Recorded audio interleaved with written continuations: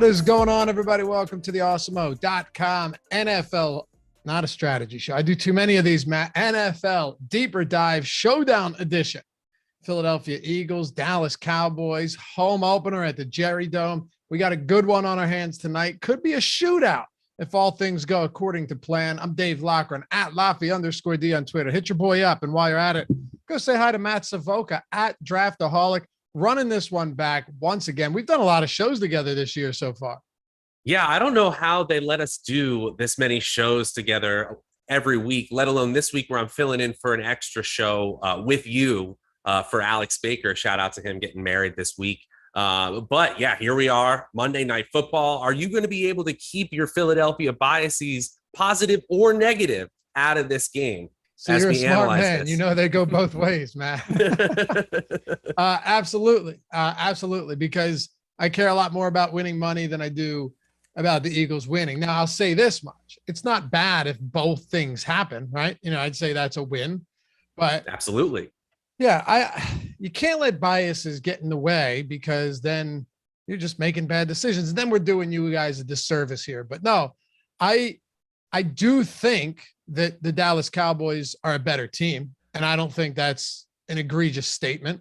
Both teams dealing with injuries, but Eagles to significant injuries on the offensive line, which, you know, really crippled them last season. So that is one thing that legitimately should concern anybody if you're looking for just an efficient Eagles team today. And I go into that with that at least in mind, Matt, that, you know, if Andre Dillard, who was a first round pick just a few years back, and lost a job to a rugby player who they drafted with the last round, can't hold up his side of the bargain today on the line, then yeah, things might get ugly. Yeah, I mean, okay, so let's talk about it. You mentioned it right up front that we've got some shootout probability, and that has to do with injuries, but we have some ugly game probability to factor in as well. Absolutely. Because of this offensive line shakeup, especially in Philadelphia. But in Dallas, they're dealing with the same thing as well. And did you see this story about how Lyle Collins was suspended because he was trying to bribe the drug tester? That's not a great look. You know what I say, though? You miss every shot you don't take, Matt. I mean, would he have been suspended? Fair enough. Wouldn't he have been suspended anyway? Okay. I mean, I get it. I'm not sure if I'm taking that route, but I love the game theory aspect from Dave Loughran here. I've said many times, I'm not the arbiter of moral values on this show, Matt. I just, you know, say what sometimes makes sense and sometimes doesn't. But I'm just thinking, like, all right, so you're about to get suspended. You just take your lumps, right? I get it. But Lyle Collins was like, all right, I'm already going down. It's worth a shot. I wonder how much he tried to bribe him. I did have that thought. I was like, all right, how did this exactly go down? And it could set the scene at some other point. But hey, I got a question for you. What do you think Philadelphia's overall offensive team grade is? Offense via PFF. What do you think their grade is? Their ranking? Yeah, I was going to say grade. Offense. Sure. Well, week 1 was good, but against the bad. These are all matchup adjusted, right? So week 1, they were solid. Week 2, I feel like it's probably because they had 2 shots at the goal line on different drives. I want to say it's higher than you would think, or is it lower? Give me a guess. Give me at least a little. All right, 11. Pretty good. Better than you would think. 6th. Wow. 6th in the league. I'm surprised by that too. And remember, I know how they do grading though. And some of that was like the Quez Watkins 91-yard reception and then, you know, getting down to the goal line. So it's a little weird, right? In the sense of how it's graded, but it does kind of make sense because I feel like they did rack up a lot of yardage. They just couldn't convert it into anything last week. No, I agree with you. And you took the words right out of my mouth. But at the same time, these grades exist because they're trying to contextualize film analysis in a way that us numbers geeks who are reading these numbers can't do ourselves. So it's really funny when people make fun of PFF, specifically PFF grades, because they're literally doing the film watching that everyone says that we should be doing. Right. The experts are doing those grades. Anyway, 6th in the league is nothing to scoff at for the Philadelphia offense. And unsurprisingly, Dallas has started off hot in this same metric as well. 4th in the NFL. Now, we can say that their offense disappointed relative to Vegas implied totals last week, but still coming out hot against the Tampa Bay Buccaneers, throwing more than we expected, and then coming away with a win against a Chargers team that has done nothing but impress so far. This offense is legit, and I'm really excited to get into these offensive players because the touch distribution has been wildly different compared to what we thought. Absolutely. And Anton Murphy says, Laffy, can you apologize for laughing at me for recommending Djax? Let me just say, Antoine, as I saw that first pass that was overshot and then the other that was underthrown, I'm like, shit, I'm going to have to say something because I'm a man of my word. And had you not mentioned this, I think I would have been a lot more gracious in doing so without you bringing it up. And then when Deshaun Jackson finally had that touchdown, I was like, oh, God, here we go. Here we go. You know what? You're right, Anton. I was absolutely wrong on that. Now, the fact that he only played like 4 snaps the game before and McVay's coach speak said he wanted to get him involved more. Matt, you know what? He was right. I was wrong. I have such a very difficult time buying into coach speak when the player hasn't really been playing at all, but Djax had a very good game. Well, this is what he's been doing his whole career, right? He was really underutilized the first, and he'll be 2 hurt weeks, after this week anyway. Right. The hammy will get strained and down he'll go. But hey, these pop off weeks, especially in DFS, it's fun to enjoy the ride while it happens. Yeah. And then last thing, we're going to dive into it right now. When I asked you how much you think he offered, Dope Heath and Mock Wall said, not enough. They're right. Not enough. Because if you got bribed 150 grand to look the other way, would you do it? Oh man, I'm glad I'm not a tester, so I don't have to run into this situation because 150K sounds pretty nice. It does sound pretty nice. All you got to do is turn your head and pretend nothing ever happened. I don't know. Maybe you have to piss for him, but it is what it is. He's out, and we got a lot of guys out on both sides of this one. So let's dive into it, Matt. This is not one of those games, by the way, where it's like, yeah, a couple guys on this side, couple guys on this side. No, there's a lot to dive into. So we'll start with Philly, and we'll kick it off with Jalen Hurts at the top of the player pool, along with Dak Prescott, almost the same price as they should be in a spot like this. One of them just has far more upside as a rusher, the other as a passer. But Jalen Hurts' upside comes in the form of bad games turned good games. And what I mean is he could not play particularly well. His team could score 11 points on offense, as they did last week against San Francisco. He could complete 52% of his passes for 190 yards and no touchdowns and still have 22 fantasy points. So that is a huge advantage when you got a guy like Hurts that legitimately has a 100-yard bonus in play as a rusher. It's really hard not to love him tonight, just given the floor and the ceiling in a game that has a 51.5 total against a banged up and already underwhelming Dallas defense, Matt. Yeah, you said it. I mean, that's pretty much all we look for in a quarterback selection process. And we only have 2 in a 1-game slate here. Floor and ceiling. That's what we remember with rushing quarterbacks, because their floor is boosted based on just the fact that rushing yardage on a per yard basis is worth much more. And the ceiling is boosted because you can get bonuses from both a rushing standpoint and a throwing standpoint. And like you said, you can turn mediocre games into highly productive fantasy performances with just a few efficient rushes or scrambles from the quarterback position. So if you look at the Awesemo value rankings, it's unsurprising that for any player with 10 fantasy points projected or more, Jalen Hurts is the best value, even though the salary is so high. I wrote in my Showdown matchups article today that he is the bedrock of all cash game lineups. And you said it, Dak Prescott has been known in his career as a rusher, and a pretty good one, but not surprisingly, we haven't seen him rush as much coming back from that pretty gruesome injury in 2020. I believe he's only rushed 4 total times in the Cowboys' first 2 matchups.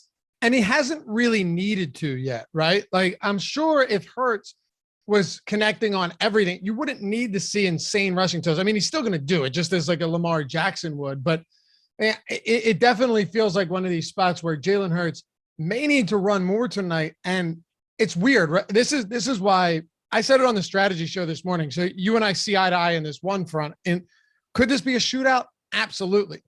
But on the same token, like, you have to look at both of these teams and see that there are some glaring weaknesses given the injuries and just the overall unknowns. But let's just say that Dallas pass rush looks good and the left side of this line can't hold up for the Philadelphia Eagles, you may see Jalen Hurts running for his life. And if that's the case, he's going to pick up some chunk yardage for sure. Now, let's say they can't hold up as well. Is there anyone in the passing game that benefits from this? And you can include the running backs as well in the event that he needs to get rid of the ball quick.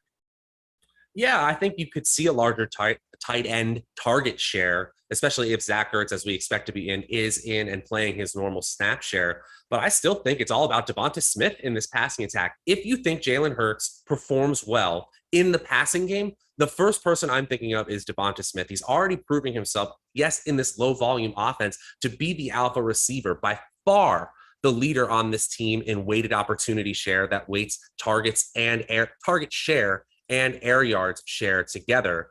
And from there, Rager is second, but he hasn't performed quite as well. And then it's Quez Watkins. So from that standpoint, basically everyone except Devonta Smith are really just large field options if I believe Jalen Hurts is going to beat the Dallas secondary with his passing game instead of his legs.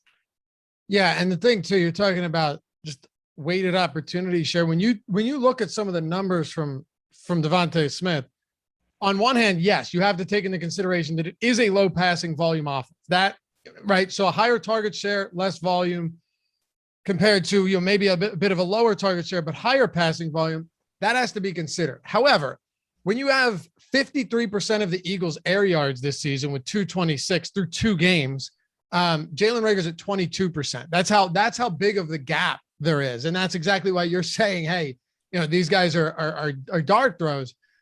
And you have a 27.3% target share. Next closest is Reagor at 20.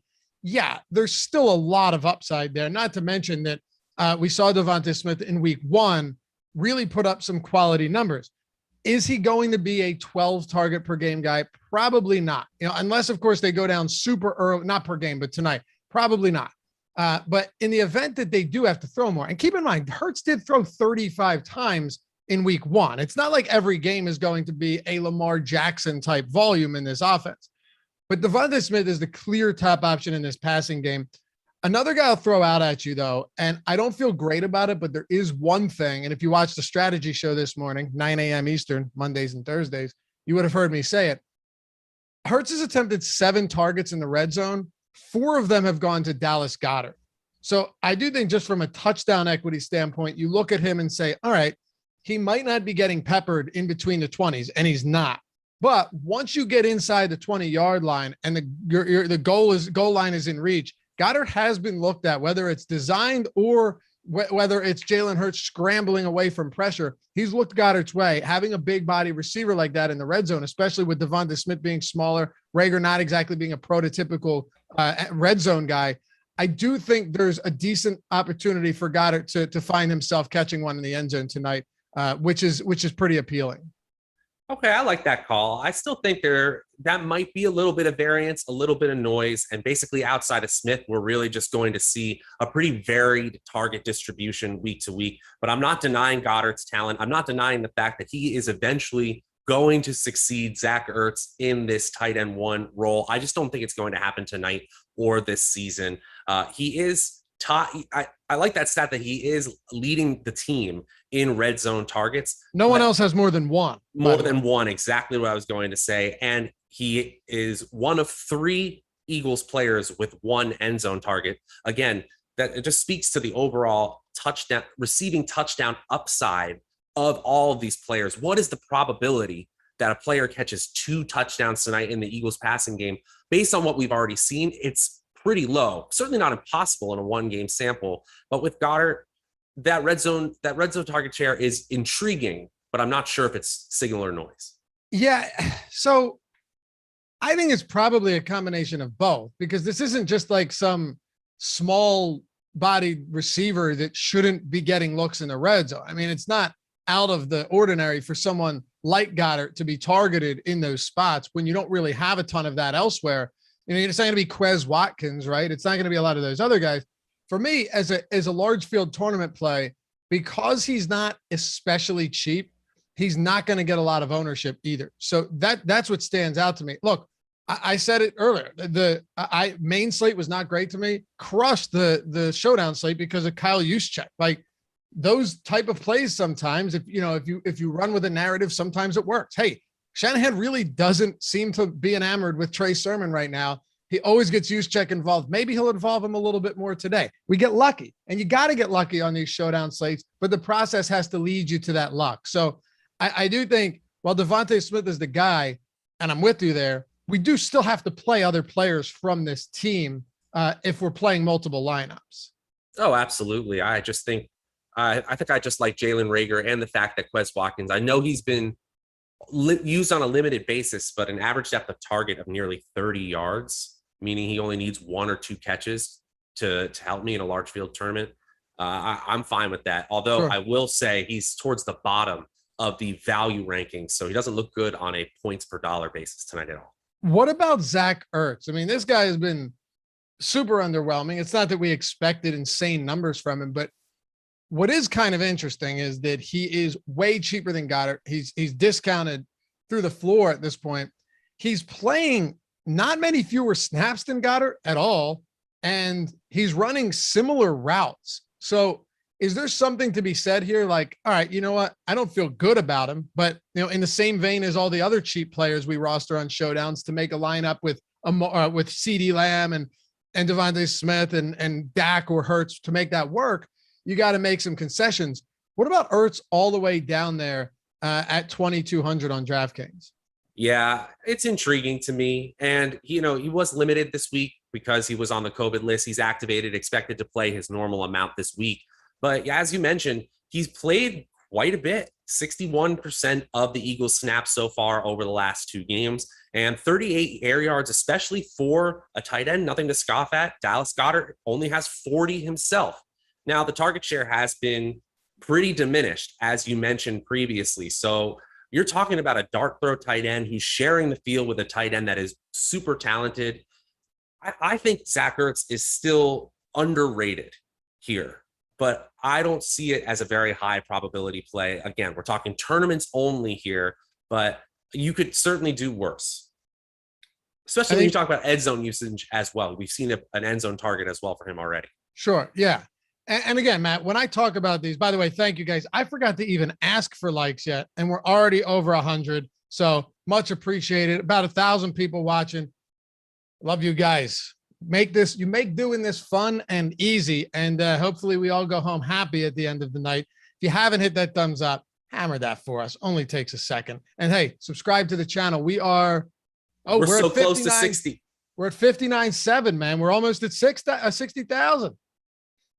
Tell one friend. Everyone tells one friend. We got this in a matter of seconds.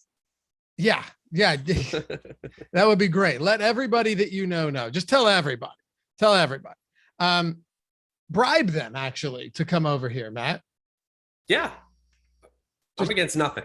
Yeah. I'm saying, I mean, it's just the theme of the show today. So why not just, hit them with a small bribe and ask them if they'll subscribe to the show. And while they're here, hit that thumbs up, and we'll be forever indebted to them. All right. So what I was saying, by the way, before I got sidetracked, is none of these guys that we're going to talk about towards the bottom, even Goddard, are just electric plays. They're players that we need to talk about, and there's some good and there's some bad. The bad is that there's not a lot of volume in this offense, and Goddard still has to contend with Ertz. As far as Ertz goes, he's only seen 4 targets in 2 games. What about, though, anybody else here in the passing game? You mentioned Quez, you mentioned Reagor. Is there anyone else you want to hit on, including them, if you want to drill down on that before we get to a backfield that is intriguing to me, but also a bit concerning, particularly because of that line?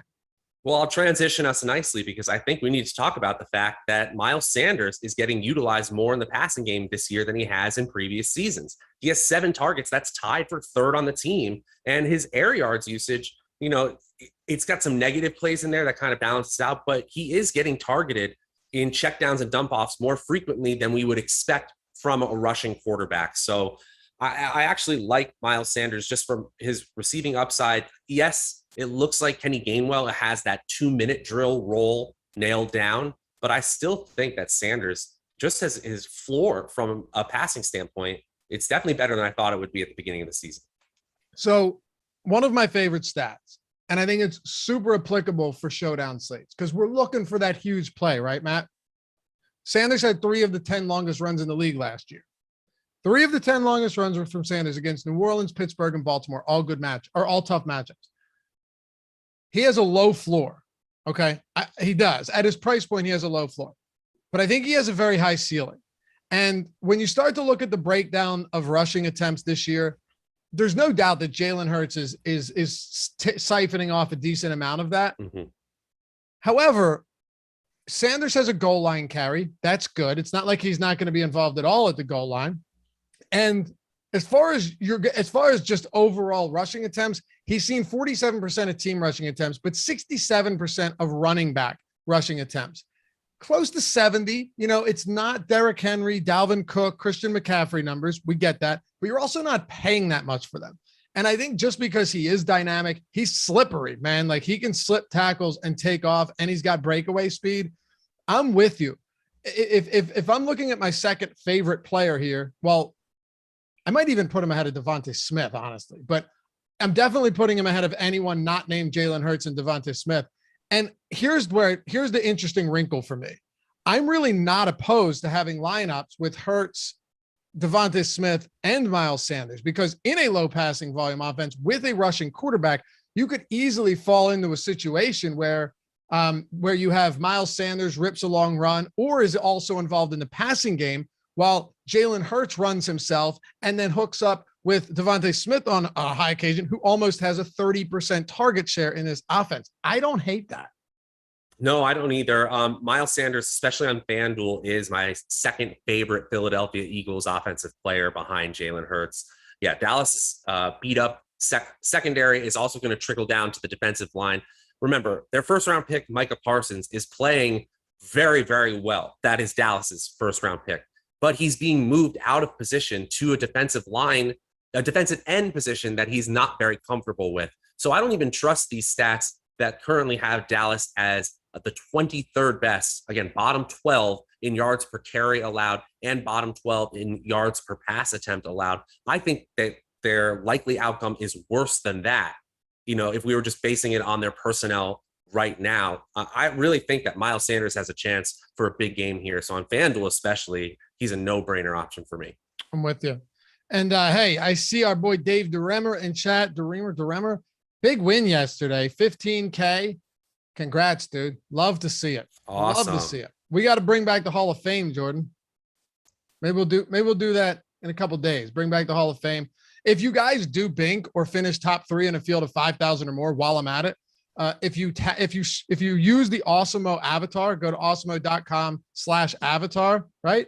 Avatar, Jordan, I'm forgetting. Awesemo.com/avatar, and follow the directions. If you use the Awesemo avatar and finish top 3 in a field of 5,000 or more, if you win or finish top 3 in those fields and you take a screenshot, show us, and post it, send your win to Awesemo at Awesemo HOF on Twitter, tweet at us at Awesemo HOF Hall of Fame, and include Matt and myself in that while you're at it. You'll win a free month of Awesemo Plus Platinum. Everything on the site entirely free. So you win money and you win a free month.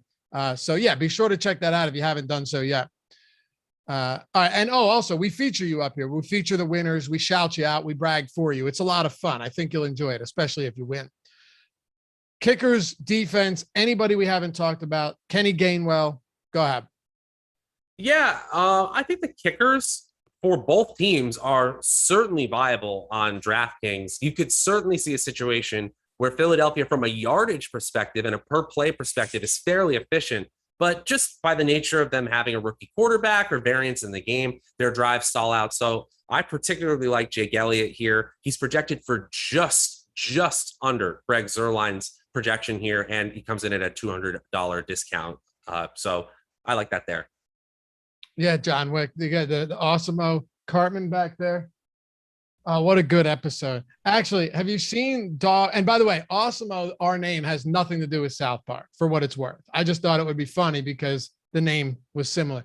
Did you see Dog the Bounty Hunter is looking for Brian Laundrie? Great.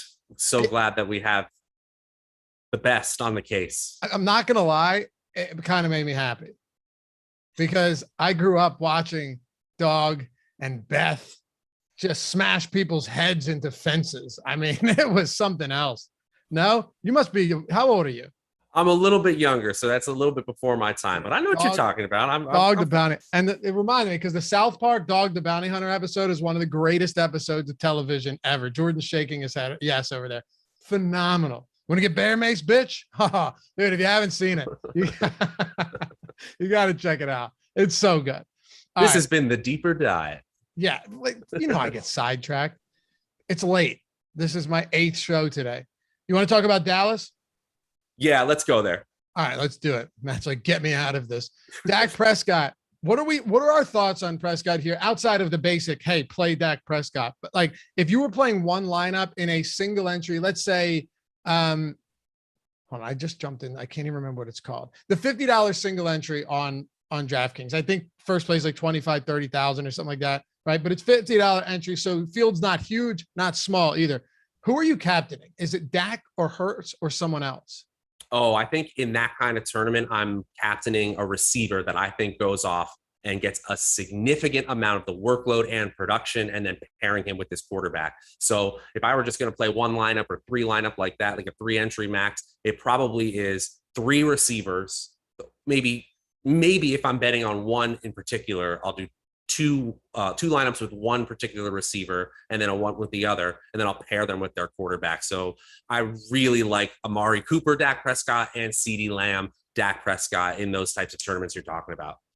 Are you worried at all about Amari Cooper dealing with this nagging injury? Normally, I wouldn't be too concerned about it, but he's played through them before, and some may say it hampered his performance last week, which is entirely, we don't actually know that, but it is going, when you're dealing with a rib injury, it's kind of like pain management, Yeah. I'm not a physician. So that's the thing I always hear is that rib injuries are pain management issues. So that's definitely a cliche that I know about, but I can't say how true that is for Amari Cooper tonight. Now, one thing I have, like a bias that I have related to Amari Cooper, is that I really believe that he's one of the more injury prone star wide receivers we've seen, but on a 1-game slate, he is excellent to roster, assuming he's at full health, because he can absolutely break one in just 1 or 2 catches here. So I wasn't surprised to see when I optimized even just 3 to 5 lineups, he showed up as a captain multiple times here. I think the ceiling is ridiculously high. And I think, while it's possible that we have a 20-point game from CeeDee Lamb and Amari Cooper each, I think it's equally likely that one takes a majority of that production, maybe a 35, 40-point game at the expense of the other player. It could easily be Cooper. I just want to dispel this notion that Cooper eats the Eagles alive every time he faces them. See, this is what happens, Matt. You have this 1 or 2 huge games against the team, and then everyone just remembers those 1 or 2 huge games. For example, Cooper, particularly if they're on live national TV. Yeah, absolutely. And the one it was the game of the week, Sunday, 4:25. And Cooper, I know this because I had him on a dynasty team and he crushed, but the Eagles lost because he had that crazy tip ball touchdown at the end of the game. Might have even been overtime. 10 for 217 and 3 touchdowns. Massive game. Aside from that, though, since then, 6 for 75, no scores. Okay. 4 for 24. Sweet. 5 for 106. That's fine. 4 for 121. All right. 4 receptions, broke off a big one. 1 for 5. And that's it. So he's been Amari Cooper for the most part, pretty decent, pulls a disappearing act once in a while, and had one massive game. But this performance against the Eagles is no different than any other team he would face twice a year. That's all I'm saying.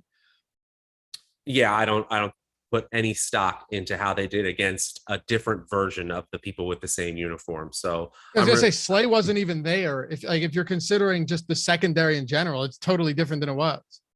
Yeah, I agree. I will say that PFF kind of grades this pretty mediocrely for both Cowboys receivers, which is a little bit in contrast to the high projection that we have.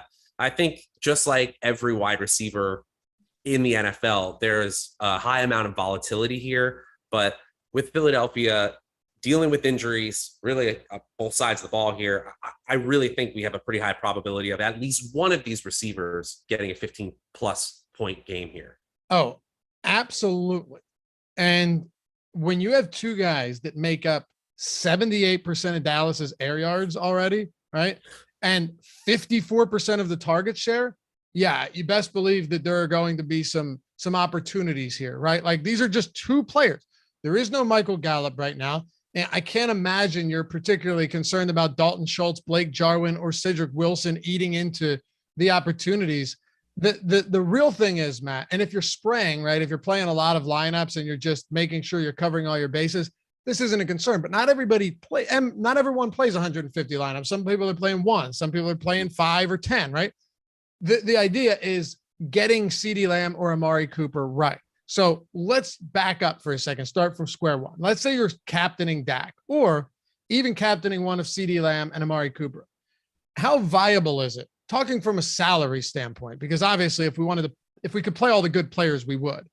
How viable is it to have Lamb, Cooper, and Dak in the same lineups? Hey, I think it's viable. I mean, I just hit the optimize button on Fantasy Cruncher, and in the first 3 lineups, it spit out Amari Cooper and CeeDee Lamb in the lineup with a quarterback. So I think it is viable. I think you're going to have to make a salary-based concession, maybe one of the tight ends here.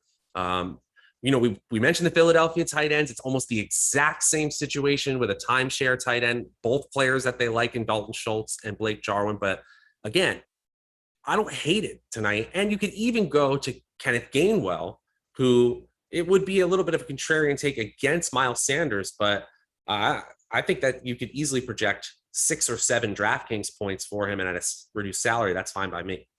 Jeff Miller says, whenever there's a sneaky tight end, it's always the sneakier tight end, meaning that goes off. You think about it though, that might be anecdotal, but it feels accurate. Like, Dan Arnold, nope, make it Tremble. Who's the tight end? Foster Moreau. Like it's always on these showdown slates, one of those guys that ends up having one of the games. I like that from a game theory standpoint, because if you're going with a low probability option, you might as well go with the low probability option that gains you the most when they hit versus the other guy. So if you even see 1% ownership and 0.1% ownership, but they're projected for 1 point and 0.5 points, play the 0.5 points guy. What does it matter to you that the projection is different at that point? Play the person who helps you get ahead more when they hit. Right, exactly. And I think when you start looking at the tight ends for Dallas, you don't get excited over it by any stretch, right? And Jarwin's the only one who's seen a red zone target this year, only one. Neither of them have seen end zone targets, but they're both in a position where if this slate ended and one of them scored and had, 4 for 40 and a touchdown and was in the optimal, you're not going to be looking back on this and going, God, I can't believe that happened. It's very possible in any game that one of these guys can do it, because Matt, here's the thing, right? Just because CeeDee Lamb and Amari Cooper make up well over 50% of the overall target share, 54%, still leaves 46% of passes in a high volume offense. That's right. And Cedric Wilson had multiple blow-up games, mainly because one of those big 3 receivers were injured, just like we're seeing with Gallup tonight.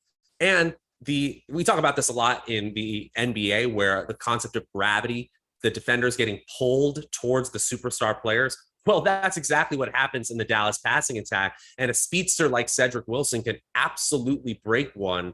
If he has 2 touchdowns, it wouldn't be surprising at all. One thing I do want to mention, though, and I get that there's only been 2 games and might be a little bit of noise, and the Atlanta offense is truly terrible and San Francisco isn't great, but Philadelphia currently ranks 3rd in the NFL, 3rd best in yards per pass attempts allowed, 12th best in yards per carry allowed, and I can't believe this, 2nd in the NFL right now in points per play allowed.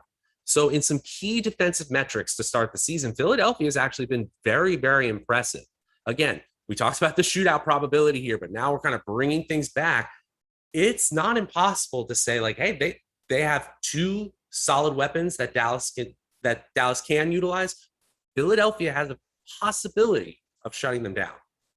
They definitely have been more productive than I thought. There's no doubt about that on defense. Now, a little context, they did face the Falcons, who, that is just ugly. And Jimmy Garoppolo, who hasn't exactly looked like a world beater himself, but still, they did a pretty good job limiting what should be a good San Francisco offense. Garoppolo missed a lot of open throws, but nevertheless, like it's not a defense that is as trash as a lot of us expected them to be coming into the season.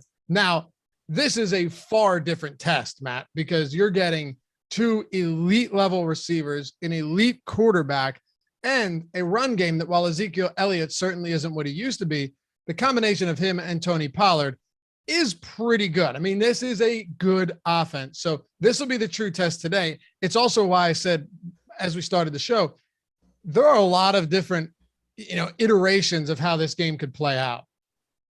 Yeah, absolutely. And should we talk about that Dallas rushing attack? One of the weirdest narratives to begin the 2021 season is the relative lack of touches, or the comparative lack of touches compared to previous seasons, that Ezekiel Elliott is seeing, with Tony Pollard clearly a much bigger part of the offense. Now we've seen two types of game scripts for the Dallas Cowboys where Pollard was involved both times. First, this pass-heavy shootout where Pollard was used way more than we thought in week 1. We thought it might be a fluke. Now in this close, low-scoring game in week 2, we see a shootout once again. So one thing I do want to mention is that Ezekiel Elliott has 78% of the team's snaps still. And so with Tony Pollard only playing 28% of the team's snaps, it's really surprising to see him have 16 rush attempts, and not to mention his pass attempts or his receiving attempts as well. In terms of opportunities per snap, Pollard is absolutely blowing Ezekiel Elliott away. Yeah, I'll add to that, Matt. How many routes? I'll just mention it, but I'm not. Have you looked at the route run data? Not yet, actually. Okay, so Ezekiel Elliott in 2 games has run how many routes? Just take a guess. I won't blame you for getting it wrong. Okay, in 2 games, yeah, 41 routes, 68. Oh my gosh, Dallas runs so many plays. I can't think of total number. I know. Pollard has run 20 routes. Okay. 68 to 20. However, Pollard has almost double the targets of Ezekiel Elliott through the first 2 weeks. That's crazy. And when you're talking about, what was it, opportunity per play or touch per play? Was it opportunities per play? Yeah, opportunities per snap or opportunities per route run. You look at that. He has been targeted on more than a third of the routes that he has run. Meanwhile, Ezekiel Elliott, and now you have to ask yourself if there's going to be positive regression here, or Pollard's been so efficient that he's just going to start running more routes. But Zeke's been targeted on just over 5% of routes run. That's crazy that he's been out there. I know he's a better pass blocker, but man, what a discrepancy in routes run. And Pollard's been targeted 7 times to Zeke's 4. Yeah, this is really interesting. And you wonder what it does to Ezekiel Elliott's ownership tonight, especially in tournaments where people, a single entry or things like that, are people going to move away from Elliott just because they cannot trust him at all? Even though when you look at the snap share, when you look, as you said, the routes run data, it looks solid from a volume standpoint that the production should eventually be there. We just haven't seen it at all. Right now, I'm looking at the ownership projections. It looks like on DraftKings, Elliott is coming in as the 6th highest projected ownership player. And it's even higher on FanDuel as expected, where the running backs get boosted just a little bit. He's going to be the 5th highest. But the MVP ownership is really, really low. We're talking about under 6% on FanDuel. Yeah, under 5% on DraftKings. No one has the guts to believe in an Ezekiel Elliott smash day. And we said it. They're running a ton of plays. They're scoring a lot of points. This is, according to PFF's grades, the 4th best offense in the NFL when you take out the context of matchups, and no one wants to play their starting running back. Crazy. Somebody in chat mentioned, where is it? Melvin says Zeke faces 8 9-man boxes. Pollard does not. So Zeke 33% of the time has faced an 8+ man box.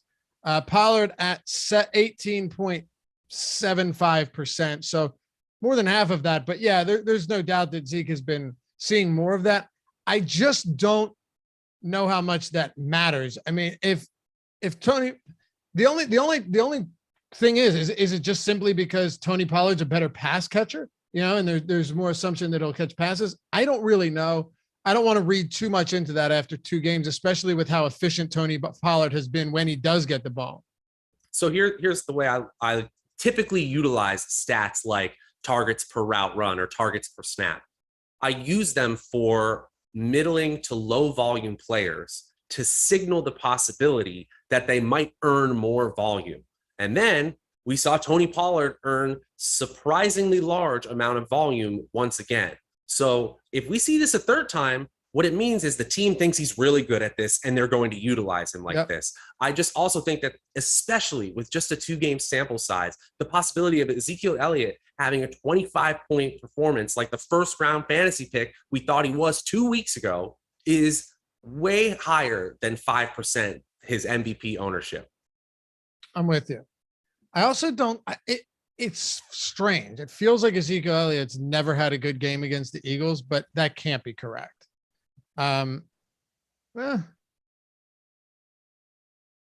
Semi-correct? No, he's had a couple good games against them. I'm with you though. No, he's had plenty actually. I'm with you, Matt, just in the sense that when it comes to Elliott, well, actually, here's the great thing. And somebody asked too earlier in chat, what is the likelihood that a quarterback will be in the optimal? Well, it's amazing. Over at awesemo.com, we've got that information. Jalen Hurts, 21% optimal captain spot percentage. Dak Prescott, 20.6%. This might be the most neck and neck quarterback matchup we've seen all year, or will see all year for Showdown, just in terms of where they're projected and what the probability is that they finish as the optimal captain.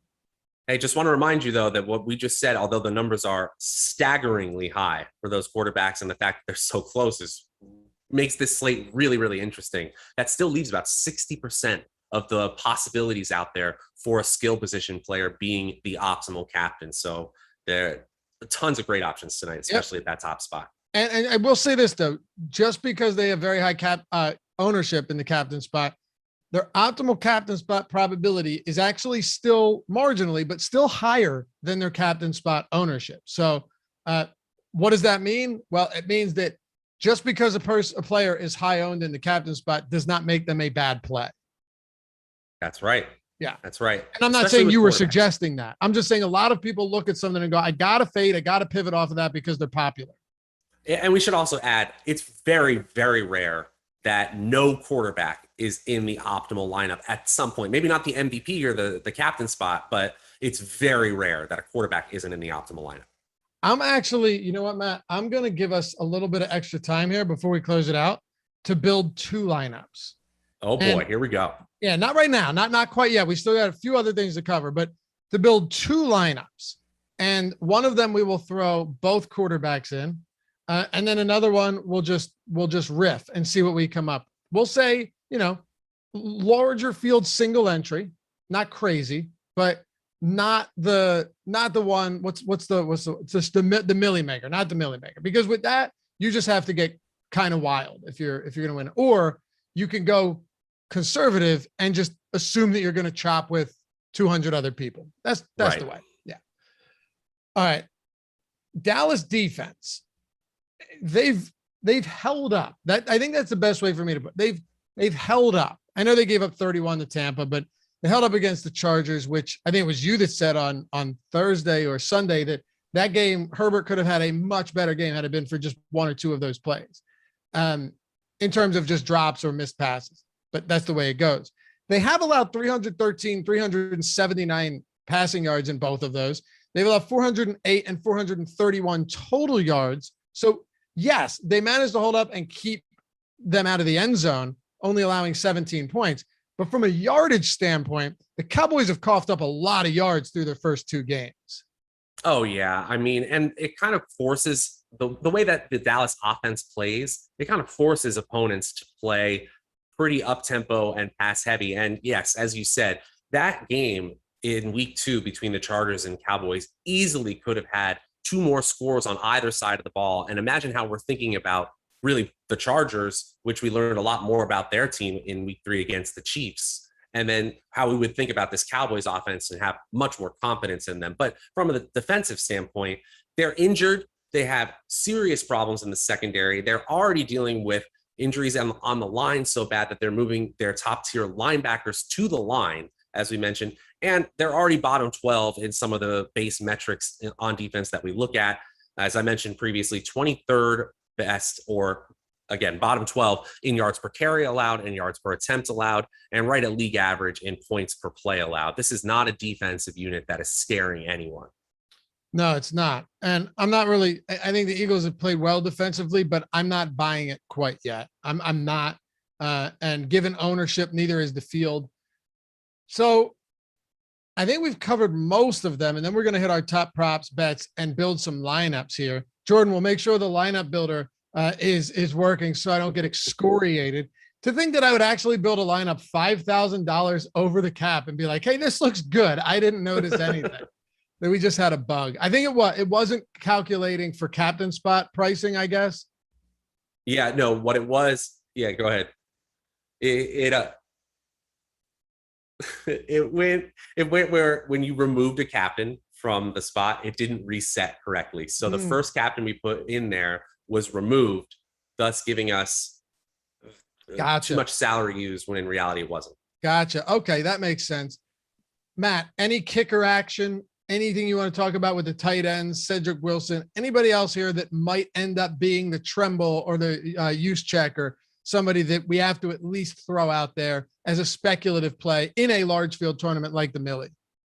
Yeah, in the Millie, you can throw in players like Noah Brown, who are like on DraftKings just $200. And so, when you look at value metrics, projected points per dollar, he kind of breaks it because even just a couple points will give him a really high value comparative to everyone else.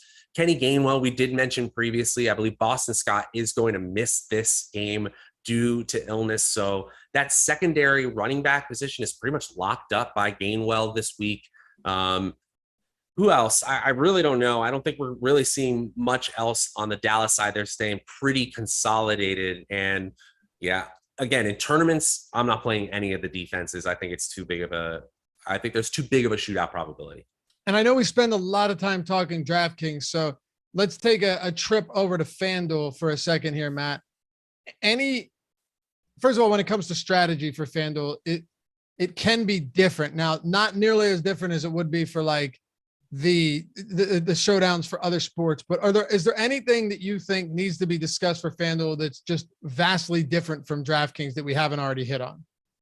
Well, in FanDuel, in general, because of the half PPR scoring format versus DraftKings full PPR, touchdowns are worth more. And so things like just rostering a running back that is projected for a lot of touches and isn't going at very high ownership is even more appealing on that site. So a player like Ezekiel Elliott is going to be slightly boosted on that site for me. I also think that there's also less of a need to play the kickers on that site as well. And that's just a difference in the scoring algorithm. But besides that, on a one-game slate, often the optimal is really similar because only a few players pop off.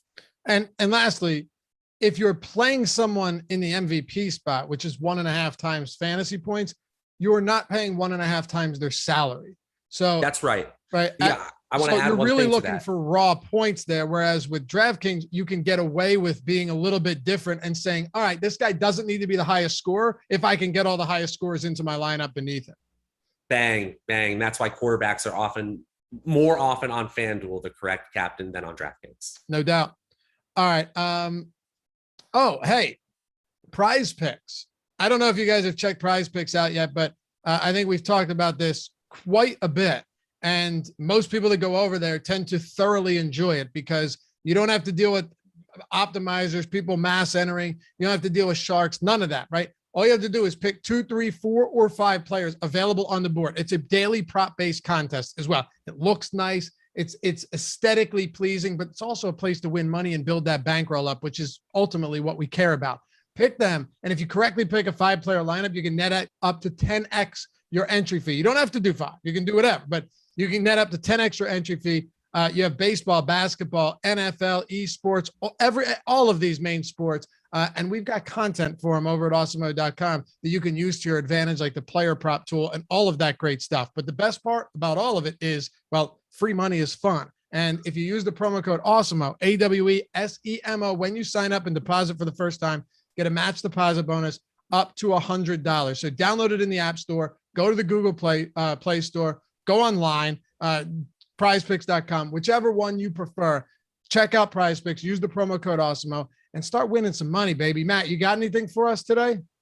Okay, how about Ezekiel Elliott with, you said those routes run data, with over 30 average routes run per game. I think it's crazy that Ezekiel Elliott's prop for receptions is 2.5. I say he gets 3 or more receptions easy in this game. The Awesemo betting props tool has this happening 56% of the time. Really solid ROI there, I think. I like it a lot. I'm going Sanders over 58.5 rushing yards. I just think that this is one of those games where, yes, he's not going to ever see Dalvin Cook or McCaffrey numbers, but he's averaging 14 carries per game. While the offensive line is a little banged up, and that does concern me, I still think they have many core components there that can block and block downfield. And he just has the ability to break off big plays. The Cowboys haven't faced a rushing attack with this real dual threat capability yet in Jalen Hurts.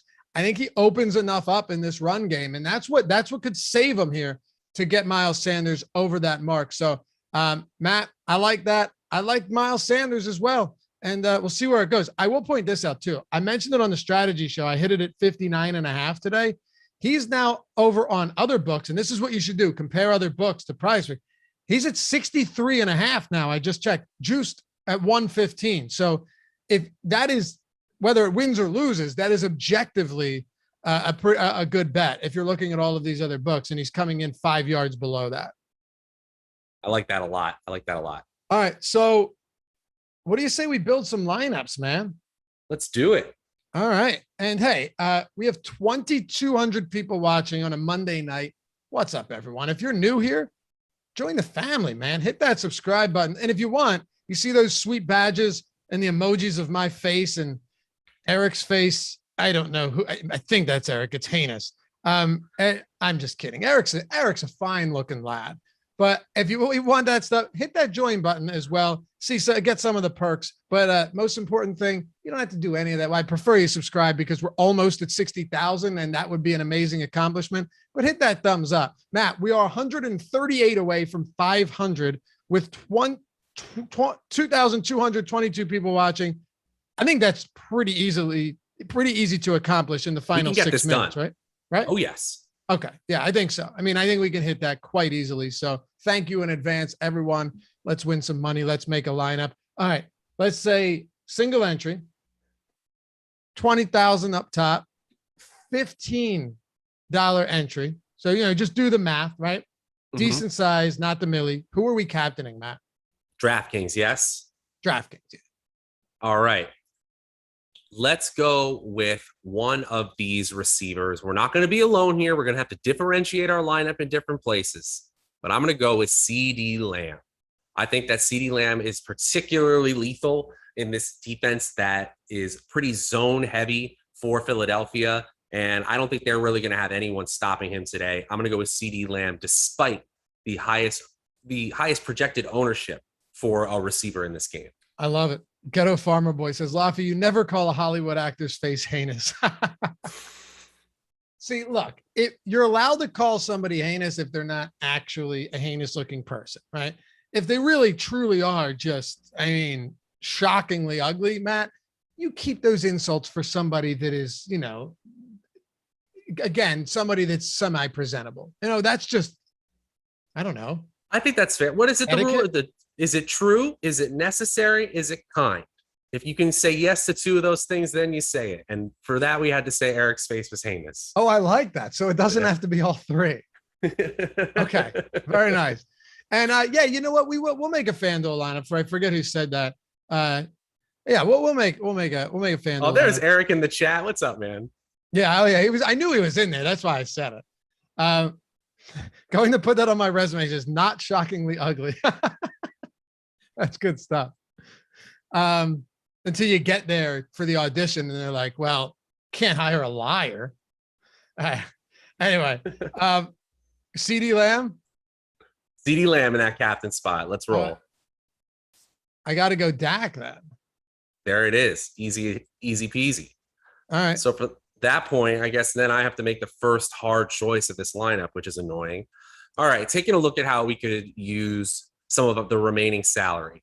We could bet on the Cowboys passing game, and probably from a projection standpoint, something like Amari Cooper could definitely work here. But I'm going to go with the narrative that I've kind of been talking about over the course of this show, which is I think Ezekiel Elliott is underrated related to his ceiling projection. So in a tournament like this, I'm going to go with Zeke Elliott saying that there's plenty of points to be scored on the ground and through the air for this Dallas offense. And that'll be my last Dallas pick. That's for sure. All right. So if we went Jalen Hurts, that puts us in a tough spot. I think I've got a two-player combo. If you went Hurts, I could close us out with an idea here. All right, let's go Hurts. Okay. So from there, we go, I think, with this doesn't feel good, but again, we're trying to win a contest here with quite a few people. So we're going to have someone that really differentiates us here. Greg Ward is popping with even just a 4.5 point projection on DraftKings because of his low salary. I think we could have a combination of Greg Ward and Zach Ertz fit in our lineup here. Truly disgusting. You gotta be a little weird on a site like this to have an original lineup that wins on its own. I hear you. And look, Ertz in this lineup just has to happen. We don't really have any other options because he's actually going to be on the field. All right. Oh God. Do you think there's actually a chance here to get a target or two out of Greg Ward? I mean, he is playing. So yeah, I mean, he is on the field. Yes, it's possible. He's on the field, and we have seen him be targeted. You know, he was targeted 5 times week 15, 5 times week 14, 5 times week 13. So we have a history of him getting usage, just not this season in the first 2 weeks. All right. Well, there you have it. Quick FanDuel lineup. All right, let's do it. All right, Jordan, we're good on that.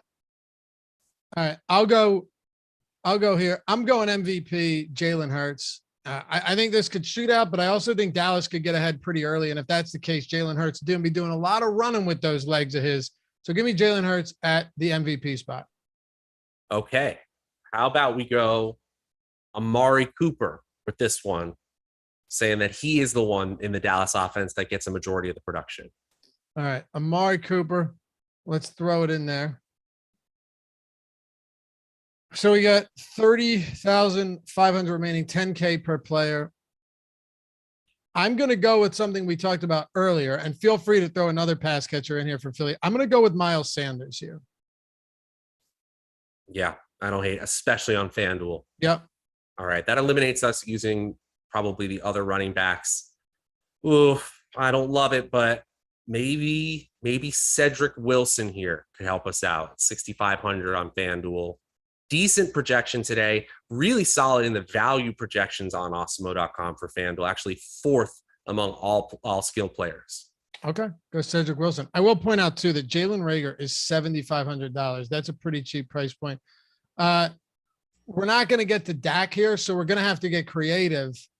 I mean, honestly, I think this probably is a spot where you go with Zeke, because if you put Zeke in here, then you have Amari and you have Zeke. The problem is you have 2 pass catchers from Dallas without Dak, but there's no real way to get around that. And we don't have any. So what you could do though, if you threw Zeke in there, let me just throw this out there, Matt, right? Assume that Dak's okay, but Amari has that big game and gets most of the opportunities, and Zeke is great.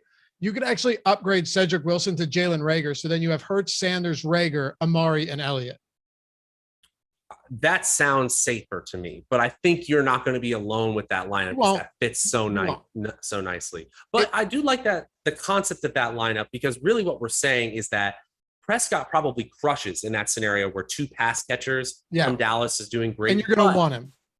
Well, I was going to say that No? Jalen Hurts. I said that Jalen Hurts with the rushing upside could Fair. just be more raw points. So on FanDuel especially, that's the play you would want. That is fair. Yeah. It's just you hope that Dak isn't so good that you can't win without him. But all right, little thought exercise there. Still got an hour to build lineups. Again, and when you're building lineups with two people and you're going back and forth and not paying attention to how much, it can get difficult. But hopefully that helped a little bit. And we will be back here with you on Thursday, but don't go anywhere. Eric Lindquist, the beautiful, the stunningly handsome Eric Lindquist, coming up next with Matt Gajeski taking you all the way up to lock. We'll catch you back here for the next one. Thanks for hanging out as always, guys. Good luck tonight. And hey, follow Matt at Draftaholic, myself at Laffy_D, and good luck. We'll see you back here soon. Peace. See ya.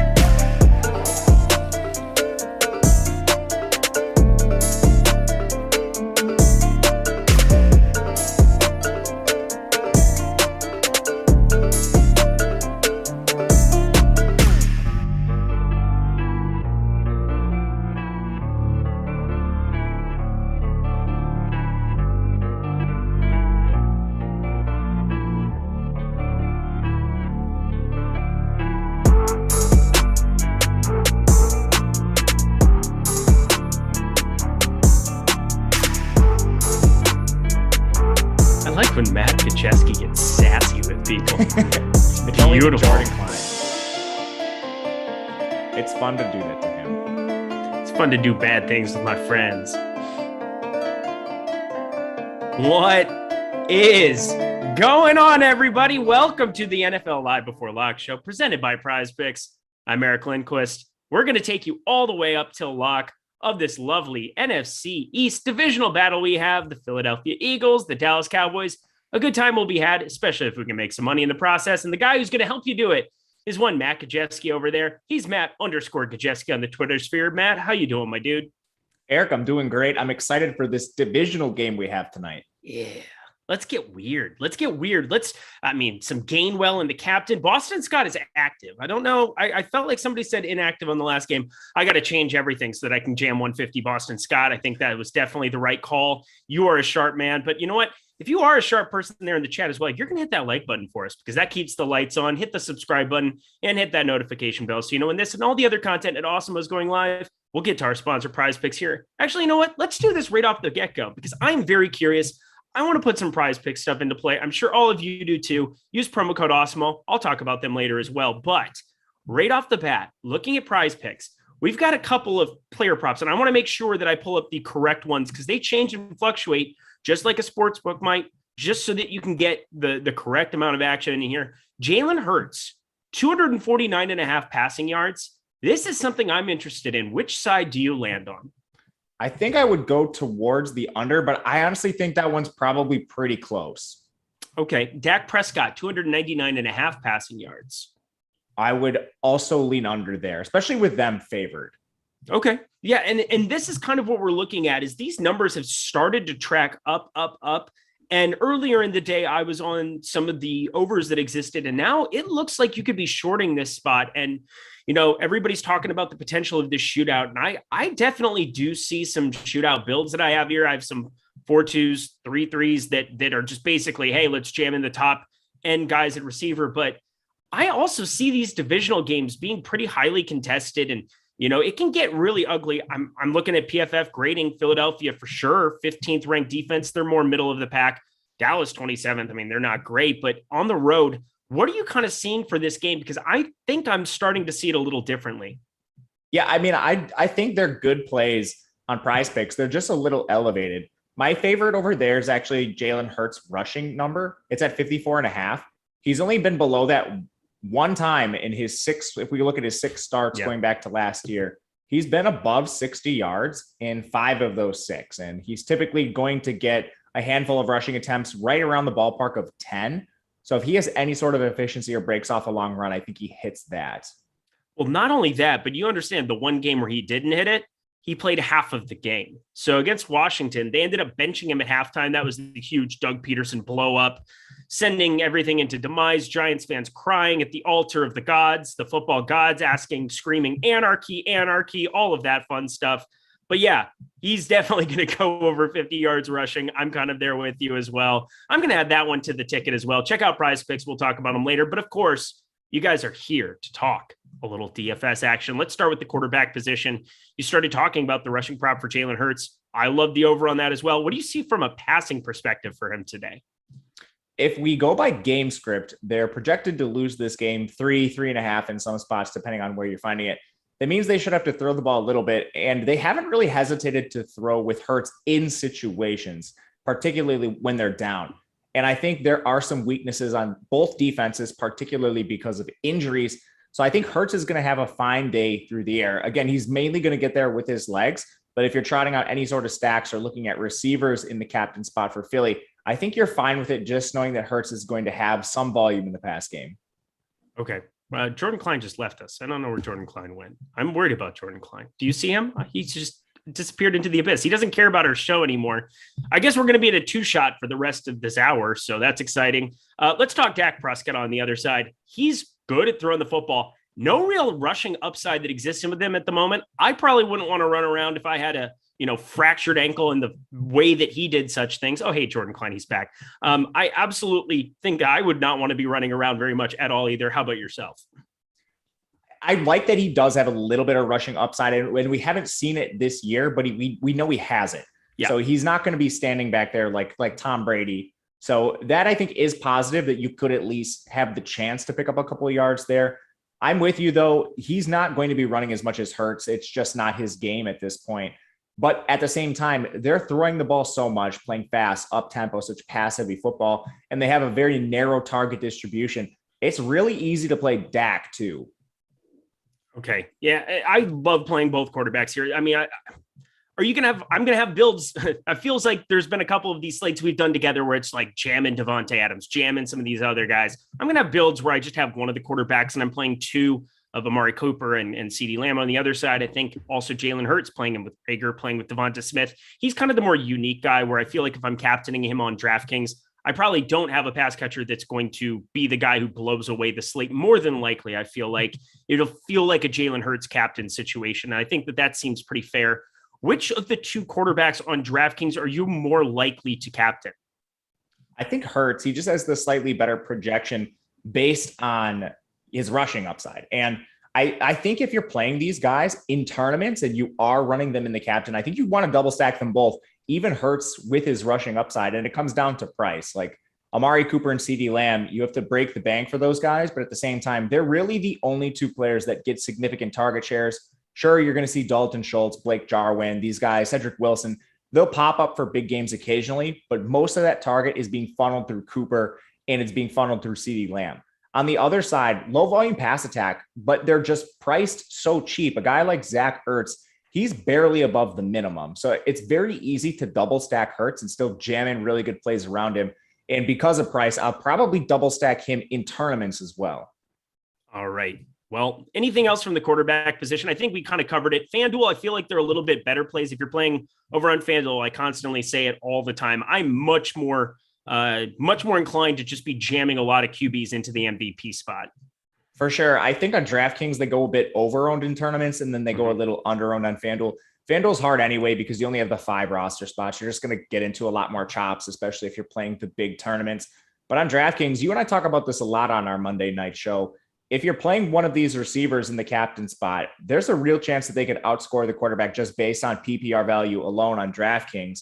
And that's something I really like to leverage in tournaments. Obviously, you're hoping on Dallas, one of the receivers, whichever one you captain, say it's Amari or CD, ideally you'd want them to walk into a larger target share, probably multiple touchdowns, but still very doable for either of those players. And looking at our top showdown and single game plays, it kind of shows that Captain Optimal, Jalen Hurts and Dak Prescott, I think because of the rushing upside, they're both over 20% as well. It hasn't seemed as though it feels like they've been more flex plays on the last couple slates. So they are going a tiny bit underrepresented.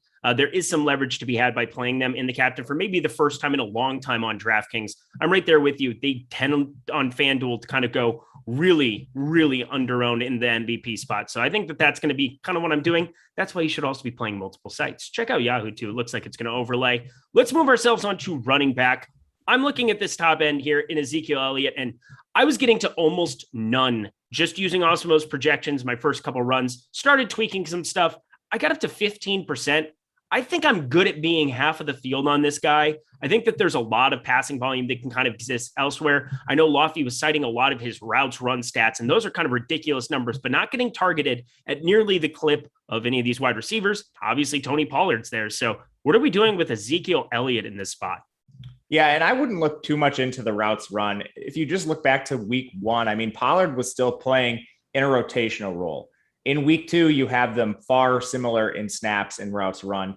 And like Pollard is a fantastic pass catcher himself. He's the guy they use on kick returns. They're pretty clearly comfortable with him playing in that capacity. So I wouldn't make too much of it now. It's a trend that is moving forward. We're looking at not in the past. As far as Zeke, he's just super risky. He's basically been outperformed by Pollard now through a couple games this year and all of last year. And it seems like the offensive coordinator coaching staff in Dallas is now finally starting to realize this. They can't really keep Pollard off the field. I think both are super risky. They're going to cannibalize each other to a degree, but Zeke in his price range, I'm just going to try to find a little bit of extra salary to get up to Amari, get up to CD. And that's why I don't have as much of him either. Yeah, because I have a ton of Tony Pollard and I am all over this dude. So I'm very nervous because 24% of offensive snaps in week 1, that went up to 34%, but 13 rushing opportunities. If you keep giving him 13 rushing opportunities, I feel like it's going to be really tough to take him off the field in some of these games because he is just really good. And I know that that's hashtag analysis, but whatever. 7 targets as well, 7 receptions.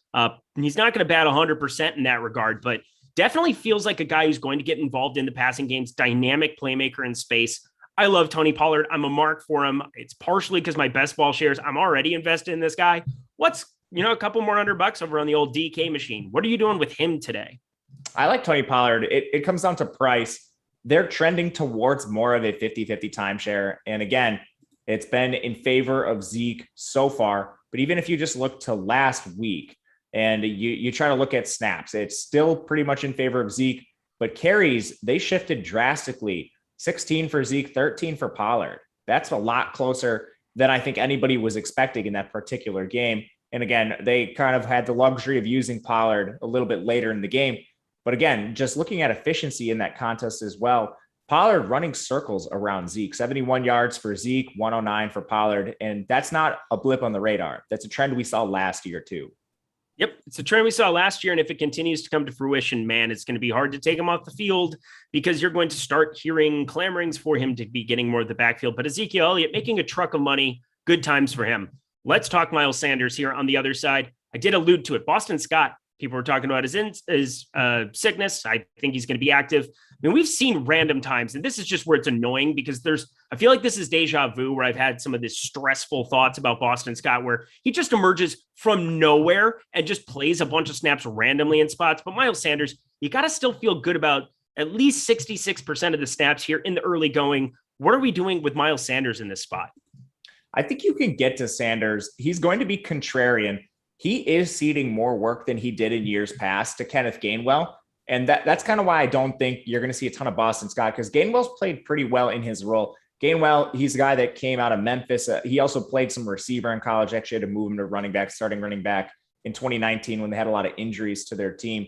Gainwell's a slider player. He plays really well in the pass game, and that's bad for Sanders. A lot of what Sanders did last year and why he was productive came through explosive plays in the pass game. And Gainwell, again, it's a low volume offense to begin with. And then Jalen Hurts doesn't target running backs a lot. So when you have Gainwell on the field taking away some of that, it does hurt Sanders. He's a great GPP play for that reason, but in cash games, low risk contests, he's not anywhere near my lineup. All right. Anything for Kenneth Gainwell that Boston Scott, are we going to take any shots whatsoever on the outlier opportunity? He didn't really see anything. Let's see, week 1. Yeah. 0, everything. Week 2, inactive. Are we looking at possibly taking any shots on him because randomly he shows up? But this is a different coaching staff too. In the mill league, I mean, you can do stuff like this or like these large field tournaments that have over 100K entries. Otherwise, no. Okay, perfect. All right, that's all I got for running back then too as well. We are flying along. I'm excited because I know we're going to get to the speed round. I don't know what we're going to call it. If somebody wants to like come up in chat with whatever the speed round it is, like it's maybe one of the things I look forward to most on shows. It's just firing off questions. I love how you know where everybody went to frickin' college and we can just like rapid fire all these $200 dudes that everybody wants to know stuff about. But we'll get to that. Hit that like button while we're at it too. We're up over 500. I love you guys. You're doing my job for me. Appreciate that big time. And also, because I appreciate you so much, I'm going to give you a deal, a fantastic deal. In fact, if you use promo code NFL Showdown LBL, all caps, one word, it's a mouthful, I know, but NFL Showdown LBL, you're going to get 25% off your first week of Awesemo Plus Platinum, player projections, ownership projections, premium Slack lineup builder, so much more all the time. You can link with the activation and the coupon that we have in the description of this video below. And of course, if you're just looking for NFL DFS stuff, you can sign up starting at $3.95 weekly. That's not going to get you as much stuff. Try out the 25% off of the NFL Showdown LBL. Use that promo code. I promise you, when you see the pro plays like from Steve Buzzard, Alex Baker, when he returns from that whole honeymoon getting married thing, seems important. You should probably do that. But he's absolutely, you can compare your plays, your projections, what you're doing for Sundays on Friday, on Saturday. We get those things in early. We are here to help you guys out, give you the best information and tools so that you can attack these slates, be ready to win. Projections are the best in the business, no question about it. Get the Fantasy Cruncher add-on, but 25% off your first week of Awesemo Plus with that promo code. All right, let's jump on over to the wide receiver spot.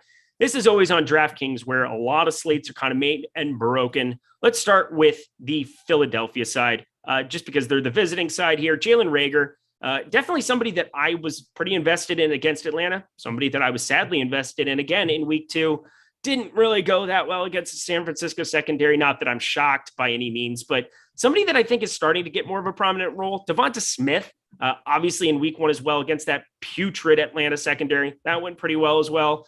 I don't really know what I want to do with them in this spot. I know Dallas is terrible defensively. PFF agrees with me. 27th out of 32 total qualifying teams here because there's 32 teams in the NFL. That makes sense. What are we doing with Philadelphia wide receivers?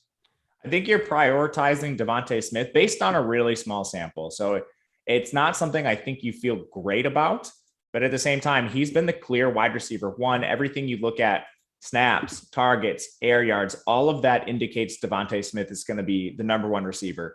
And again, I want to stress it's just a low volume passing attack. So he has 15 targets on the year. That's a 27% target share, good for 50% of the air yards. And he's going to have big games on those opportunities, but you're still talking about someone that's really volatile. I think what we can bank on in this game and potentially what might give Devonta Smith more volume is Dallas is projected to be up in this game. It has a really high total, which is something you want to look at. From there, I'm not entirely sure Jalen Reagor is an afterthought in the offense either. He's also nearly an every down player. He has 11 targets, which doesn't seem like a lot, but that's still a 20% target share in this low volume pass attack. If Dallas can coax more pass attempts out of them, they're going to be really good value plays. I'm interested in Devonta Smith in the captain slot in very large tournaments. I think the same can be said for Reagor. They should come in with virtually no ownership, but in low risk contests, I think they're more flex plays. All right. And then on the Dallas side, of course, This is going to be, well, let's talk about Greg Ward. Let's talk about let's talk Greg Ward first. Greg Ward, how many out of 150 would you end up with Greg Ward? Very few, and it comes down to there just being other value plays I like a little bit more. Okay. The main one being Zach Ertz. And I think Greg Ward is fine. He's not a guy who's going to play a ton of snaps. Like he's kind of being squeezed from multiple angles. First, he's not the wide receiver 3 anymore. Quez Watkins is. Second, Philly runs a ton of 12 personnel. So sometimes Quez isn't even on the field. It's going to be Ertz and Goddard together. So how much does that really leave Greg Ward? He has played a decent amount of snaps. It's actually a little bit surprising to me to see this so far this year. But with Quez playing as well as he has, I'm not sure those numbers are going to go up. If anything, I think they go down.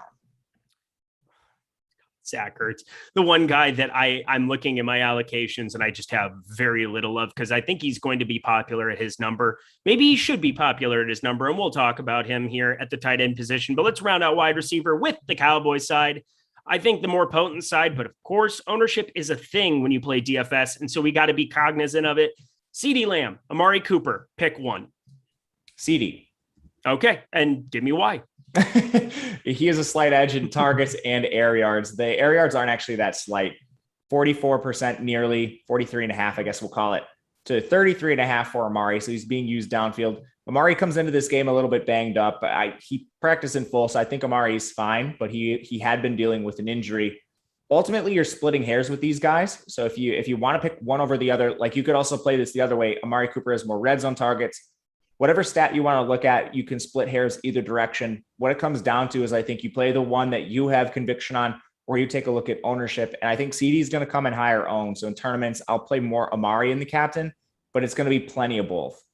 I have 19% of both of them in captain. I'm going to move on with my life. I feel good about these things that we're doing here. Looking at their projected captain optimal, 15%, 13.4%, but their ownership is down at 13.6 and 12.4% captain ownership. That's some positive leverage, especially with Amari Cooper.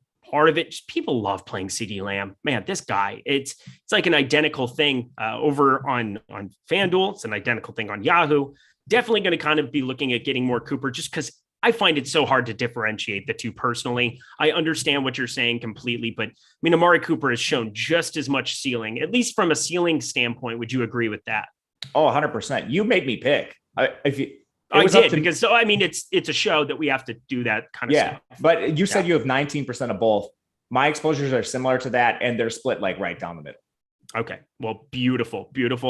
Can't wait for them to suck. And then we just look dumb, but you know what? Wilson season. God, Cedric Wilson season. I mean, I have 22% of him in the flex. I find it very difficult for me to want to overinvest in him in any kind of a captain spot. And looking at, again, this top showdown tool, it's just so great. Another player that's just going underutilized. And so it's another guy I want to be invested in. How about yourself?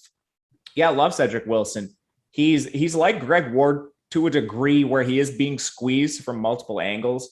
They will use Noah Brown a little bit. Noah Brown played 19% of the snaps.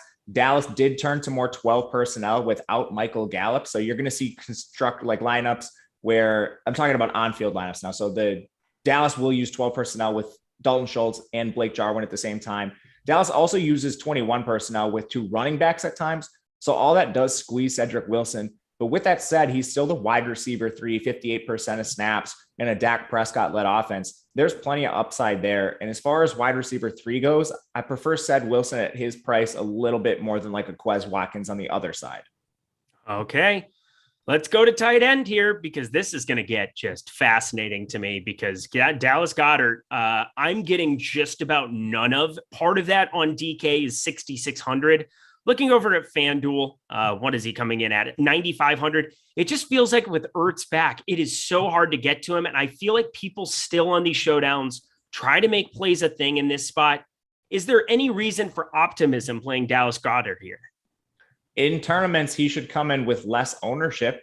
But at the same time, last year at times, he was the clear wide receiver 1 with Ertz and Rager injured. Now through a couple games this year, we've seen Devontae more targeted, Rager more targeted. Ertz is less targeted, but he's involved to a degree where it's siphoning targets away from Goddard himself. And like you said, he's still priced in a range where I think it's the familiarity with people. They remember the good season last year when he was the lone dog in town. That's just not the case anymore. So he's in a price range where I don't like him outside of just contrarian builds in large field tournaments. I'm right there with you. So thank God we're on the same page with him. We are on different pages, I think, with Zach Ertz. I understand 2,200. It's just a number that I think is going to get clicked a lot. We have him for 13% ownership. And I feel like with the way that the optimizers work and how this all works, he's going to end up with some traction at this number. I'm worried about that. Are you worried about it whatsoever? What are you getting to on this slate out of him? Yeah, I have quite a bit of him, but that is a worry of mine too. Something I've done in a lot of my tournament builds is rather than take like a full stars and scrubs approach, I think a lot of roster constructions are going to have like 3 of these 4 with like Dak, Hurts, Amari, and CeeDee. And rather than take like 3 of the 4, I'll take 2 and then try to take some mid-range guys. Like Pollard's one you mentioned that you liked. I think Devontae Smith and Rager are players you can isolate in that range. And that way you flip the build. And I think your lineup doesn't look a whole lot different. Maybe you're sacrificing some ceiling because you don't have one of those studs. But at the same time, we need to find ways to differentiate and try to find unique lineups so we have some win equity. And it's hard when everyone's trying to go stars and scrubs. And there's really not that many scrubs outside of Ertz. I mean, like you said, you could go to Greg Ward, who's playing like 25 to 30% of the snaps, not being really targeted. But like outside of Greg Ward and Zach Ertz, who do we feel comfortable with down here? I like Blake Jarwin, maybe, and even he's getting a little bit pricey. There's not many. So I'm going to make my case for one guy, and this is purely because of the way some of the builds are working out with him. And I think if he gets like a catch for anything with a couple of these builds that I'm throwing around, it could be it. Noah Brown. So Noah Brown, doesn't he see some special teams play too? He's on the field a decent amount, like 20% of snaps. He's $200. And I've been ruminating over this for a while in like my $50, $100 single entry stuff where I've lineups that are zeroed out in like smaller field stuff, or like, you know, I'm looking at a couple lineups here where I keep trying to kind of make him a thing. I have 18% of him at the moment. I feel like that's a gigantic stand, but it's mainly because of what he allows the rest of my lineup to get. I'm able to play lineups with CeeDee Lamb and the captain, both quarterbacks, and another stud, whether it be Devonta Smith, you know, if you want to get to Rager and a combination of another guy. Some of these lineups with him, and I feel like he's the only playable guy at $200. I think he could even be a 0, and on certain slates worked out optimal in this spot. Do you have any? Do you agree with that whatsoever? Yeah, for sure. He's out, like he's going to just play significantly less than Ertz. So in like cash, Ertz is the guy I think you want to play. But in tournaments with the ownership, I agree with you. I think Ertz comes in a little more owned than we're projecting. If you're trying to find leverage with that build with the studs, I do think Noah Brown is your best option below that price. And we have him coming in with like 7.6%. I would be surprised about that. I mean, you just don't blame him the captain. I don't think you need to be jamming in everybody there. And, you know, if he catches a long touchdown, maybe he gives you access to get to absolutely everybody. But I mean, I'm over the field on that number purely because of the way these lineups look. If this game shoots out, I want 4 of these guys in a lot of these lineups with the 2 quarterbacks being part of it. And he feels like the best chance to kind of do that. So I wanted to at least throw him out there as a guy that is seeing the field enough for me to kind of feel comfortable. I know it's risky. I know he's already gaining more ownership than I was expecting at that number. I think maybe just because he is getting a projection, he's $200, he might show up more than what I'm expecting, but underneath 10% period, I'm willing to kind of take those shots just in the event that he gives me the ceilings for some of those top end guys. It could work out optimally here and there. Anything else whatsoever from wide receiver? I think we touched on everybody that's going to see snaps. Did we miss anybody? I don't think so. I mean, we literally went to the bottom of the barrel, scraped it, got back to the surface, and now we can kind of like talk about normal things. I think so too. Yeah, wide receiver, tight end, we covered everything there. Let's go to, I guess there's no like Richard Rodgers. I mean, he's not even playing, right?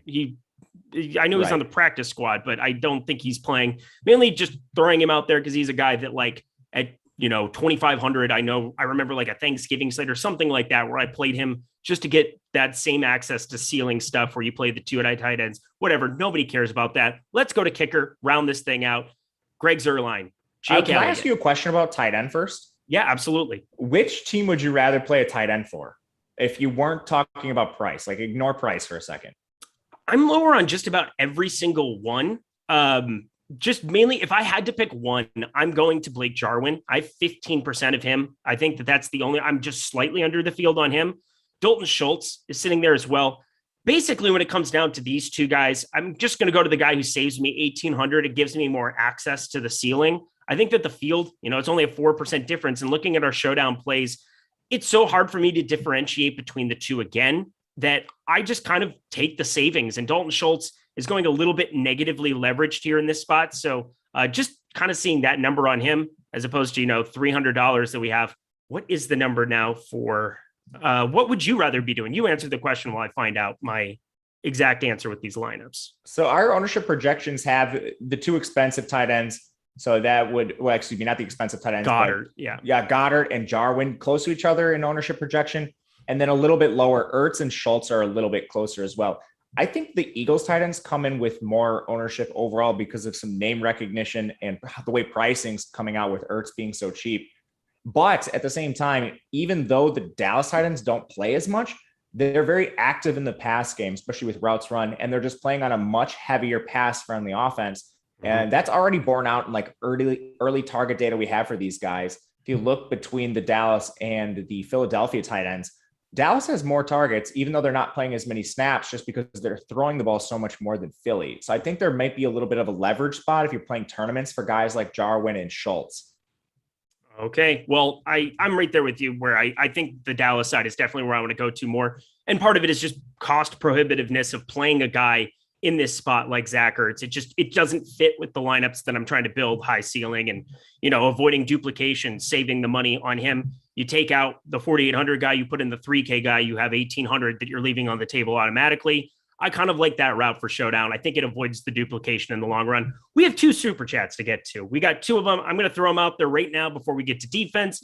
Then we're going to rapid fire questions. My favorite segment for sure.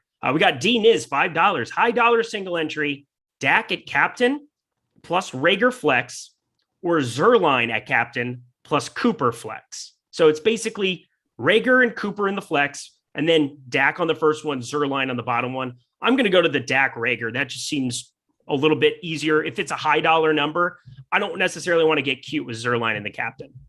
Yeah, there's almost no situation I'm playing kicker in the captain. You need a pretty low scoring, inefficient game overall. Like they certainly have to hit field goals. And those just aren't likely scenarios. There was a stat I heard last year. I think only one time a kicker ended up in the optimal captain across like 50 slates. And I could be messing that stat up. It came from a different stream I was watching, a different Showdown live before. Ooh, don't give them the press. Don't do it. I can't remember who it was, so I can't even give them the press. Okay, well then that's a bummer for them. That's basically it for him. And then we've got another guy down here, Malcolm Revamp, who for captain MVP on DK and FD. Very general question. I can just tell you flat out, Amari Cooper is Amari Cooper and CeeDee Lamb tied for my highest owned captain on DK and 115 on FanDuel. It's the quarterbacks. I think that's kind of the chalk answer as well. Shouldn't be surprising. I eat chalk. What say you? I agree 100%. I think it depends on the contest you're talking about. For cash games, I still think you want to get quarterbacks in the captain spot on DK tonight. But if you're playing higher risk tournaments, I would rather get to pass catchers. And on FanDuel, I think you're getting a lot of leverage. Just the quarterbacks, even though they're going to come in owned, they're typically not owned enough. All righty. Let's round it out here with defense. I get like almost no defense on this slate. I have a couple 5-1 builds where I have sprinkles of them.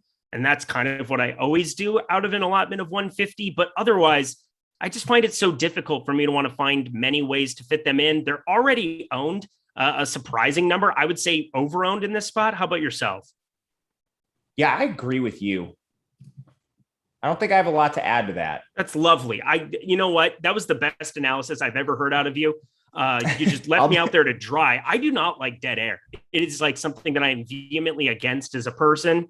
So there's that. Somebody said, oh, my favorite PrizePicks. So nice that you asked because PrizePicks is the best. They are our presenting sponsor. We've got 2, 3, 4, or 5 players that we pick. We put them in a lineup. What do you got? Bibbidi bobbidi boo. You play them in NFL. MLB is still in full swing. When NBA gets back, it'll be there. They have cricket. They have disc golf. They have CSGO. They have legitimately every sport you could possibly imagine. We talked about a couple of props here on the front end of the show. we're both starting to feel a little bit light on some of these passing props. Sure, if you expect the game to shoot out, go ahead and combine the two of them. Try to find some of the overs. You got to play one player from the other side of the team if you're going to just stack all 5 NFL games here. Is there a prize pick? Is there a prop that you saw coming into tonight that really stuck out to you, or from something that we talked about earlier in the show? Yeah, my favorite one is the over on Jalen Hurts rushing number. I put PrizePicks away. I don't have it in front of me anymore, but I think it's at 54.5. Hitting the over on that is a solid bet to me. 54.5 is the number. Yep, we got that. How about Miles Sanders, 58.5? That's a fascinating one. Do you feel there's any correlation putting those two together? I think you can get to Sanders in that spot. That's pretty low, actually. It's a low number. And pulling up our stats page here. Oh, I have the snap count page. You know what? We're going to just kind of trust that. I mean, Miles Sanders, 58.5, low number here. Tony Pollard, 33.5 rushing yards. I probably want to just stay away from any props that have to do with Tony Pollard. More of a just straight up DFS pray to the gods, hope it works out, and move along with your day. Anything from a receiving yards prop action. We got Amari Cooper, 71.5 yards. That's pretty nifty as well. Yeah, I don't mind that at all. It's interesting to see some of the receiving props low, but like Dak is projected for 300. Dallas has such a narrow target distribution where you would think these receivers, particularly Amari and CeeDee, would be elevated as well, but they're not. All righty. We got a super chat from Loco, who likes kicking people when they're down. It said, shout out to Jordan Klein, best producer in the business. I don't know if I agree with that. He's okay. And good game, Eric, in fantasy this weekend. Try to win next time. Yeah, because I was trying to lose at fantasy. Wow. What league are they talking about? What is happening here? Why are you doing this to me? This is bullying. What league are they talking about? Doesn't matter. Matt Kachevsky, I really have nothing to add here. Do you have anything to add here for the PrizePicks? We have 7 minutes to go. We're going to get our speed lightning round in. It'll be fantastic. I think we're good on PrizePicks. God, I hate you, Jordan Klein. You're literally the worst. All right, everybody, get those questions into. No, I'm so tilted. Whatever, Tinkerquist. I get it. I get it, Jordan Klein. 1.6K people do too that are all watching. Get your questions into chat. Get your questions into the premium Slack. I'm going to prioritize those ones first, but throw everything in there. I'm going to just fire it up. Do we want to get some music going, Jordan Klein? Are we feeling the mood again tonight, or are we not? Are we feeling the mood? I think we're feeling the mood. Oh, yeah. He's just giving me the subtle yes. I'm upset with you, okay? That's really what all this is. Just me Eric, nobody gets trolled like you in chat. No shit. You don't say. It's like I didn't notice that. Nobody. I mean, I'm just noticing it. Thanks, buddy. What do you guys got against here? Come on, guys. All right, let's get it riding. Ooh, we got a super chat right off the bat. Couple of FD suggestions for 50-50 lineups. Hey, 2 quarterbacks. How about that one? Jam the QBs, and then you should have enough for one of CeeDee or Amari. CeeDee has the better projection, so I would just pick him based on the projections, but either one's fine. And then from there's pretty good value plays on FanDuel. As would I. All right, here we go. Sony Michel, 3 touchdowns tonight. F you. Not very nice. Don't like that question at all. Where we go. Big Void Schultz for a touchdown, question mark. Yeah, it could certainly happen. I mean, you look to that game in particular, Dallas and their red zone targets. It's heavily weighted towards Amari and CeeDee, so I'm not going to deviate away from those guys, but any of the tight ends could pop up. Like Schultz and Dalton Schultz and Blake Jarwin that it is, had played almost identical snaps to like Ced Wilson in their most recent game. So I think any of those 3, it's going to be hard to differentiate between them, and the tight ends and 12 personnel have just as good of a chance. All right. I'm going to take 1 second to selfishly upload my lineup so that I can just rapid fire everything here as fast as humanly possible. Let's get this party started. God, so many Sony Michel. Who scores first touchdown to keep the streak alive? I called Emmanuel Sanders as the first touchdown of the slate yesterday. I don't know what I win for that, but it was $0 is actually the answer. Who scores the first touchdown in this game? Amari. Oh, you love the chalk. Absolutely the best. Sprinkle. No, we're not going to play Sprinkle. I don't even think he's active. We got Ertz or Jarwin in DK. Ertz. All righty. We've got, somebody in the premium Slack here, starting to fire those up. I'm actually just going to jump out of this quick. We're going on the iPad to this. Boom, boom, boom, boom. Here we go. This is enthralling television. I know. We've got projections updated. Yes. I don't have Pollard in a single lineup, so book him for 102 tugs. I would have some Pollard in lineups. I would have some Pollard in lineups too. Yep. Seems like an important thing that I want in my life. So Zeke Elliott, his first touchdown. Why not? Screw it. Let's see what else we got. Lamb or Cooper? Isn't that the question of the day? I mean, the projections favor Lamb. I'm going to side with him, but if you're playing multiple lineups, split it 50-50. That's a great take. Hurts or Dak? My God. Seriously, don't ask us those because I swear to God, it's like such a 50-50. It's ridiculous. I'm playing cash on both sides. If you want the truth, I have Dak in the captain or the MVP on FanDuel, and I have Hurts in the captain on DraftKings. Ooh, this is a great question, Asabi. Would you take a 0 with Brown to cash in or to in cash to jam in the studs? No. I would not in cash. That's more of like a large field tournament. Like we're going to leave a tiny bit of salary on the table. Or in my event, I'm playing a small field deal where I'm okay taking a 0 because I'm able to jam in the studs. So maybe put that in like a $50, whatever else. And I'm putting it in and we can split that together. Good times. Eric can tilt like no other. Thank you so much. Appreciate you. Dallas or Philadelphia kicker? Definitely Zuerlein. Yeah, I'd go Zuerlein too. I don't mind getting to Elliott though. I had some builds where I just couldn't get to Zuerlein. I'm fine taking Elliott as the consolation prize. Fräulein Zuerlein. That was dumb. I apologize. Here we go. Would you play Pollard or Zeke in the Millie? Completely different builds. I have no idea what the rest of your lineup looks like, but I just would say, on my personal opinion, I would play Pollard. Yeah, I would play Pollard too. It's just based on ownership. And maybe we're wrong, but right now Zeke coming in with higher ownership than Pollard.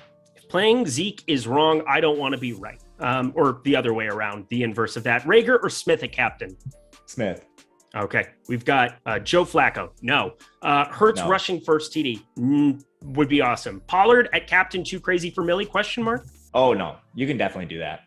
Yeah, but you can be pretty chalky with the rest of your lineup if you do that. Mm-hmm. Rager or Smith at captain? Did I already ask that one?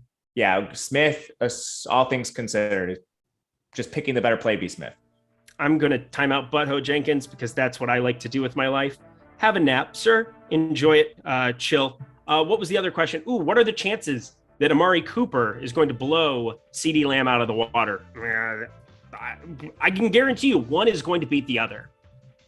Yeah, and I mean, if it's Amari that catches 2 touchdowns, 3 touchdowns, Lamb just has like 7 catches for 70 yards. Like, it's a great game for Lamb. Still, he just didn't get in the box. That could definitely happen. Okay. Moving along, making my way downtown, walking fast, faces past, and I'm homebound. Quadruple tight end plus Dak leaves $12,000 on the table. Oh, no. Not for me. Yeah, it's a no from me, dog. We're gonna not do that. I think that seems like the right idea for our lives. Rager or Goddard? Rager. Brad Levine, Rager or Goddard? There you go, Brad Levine. You're covered there. Let's see, Cooper or Dak and DK Cash? Both. Dak. If you're like captain or just straight up. Straight up, I'm guessing. Dak. I'm just gonna say both though would be probably a good thing. Yeah, I did that because you know what, he was being mean, and that's what happens. Watkins or Gainwell? Man, that one's tough. It's very tough. I would say, I would go Watkins just for pure upside for it. I think Gainwell's going to get some more ownership, but he should. I mean, I have a lot of Gainwell, so I'm not going to possibly say that. In prime time, I am sacrificing Lamb to fit in Amari, Rager, Devonta Smith. Is this fine? Or is for double Utz Sunday, Monday prime time? I have no idea. You're sacrificing Lamb to fit in Amari, Rager. I think that's fine. Okay, you still have cool. Amari. That's a plus. Lamb or Cooper in flex? We've got 22 seconds. Lamb. All right, beautiful. That is going to do it, I think, for us. 22 seconds. There's no way anything else I can possibly say is going to help you. So I need you to hit the like button. Loco knows stuff. He's the victor of the fantasy football streets. So I will allow him to tell you what to do instead of myself. But hey, Kachevsky, another successful Monday night. Absolutely love doing those shows. Thank you so much for everybody tuning in. Any final words for the people? It's a pleasure. Love doing these showdowns, especially with you, Eric. It's a lot of fun. Thank you, everyone in chat, for being here, leaving comments, the likes. We appreciate it all. All righty. Enjoyed it. Best of luck, everybody. Peace out.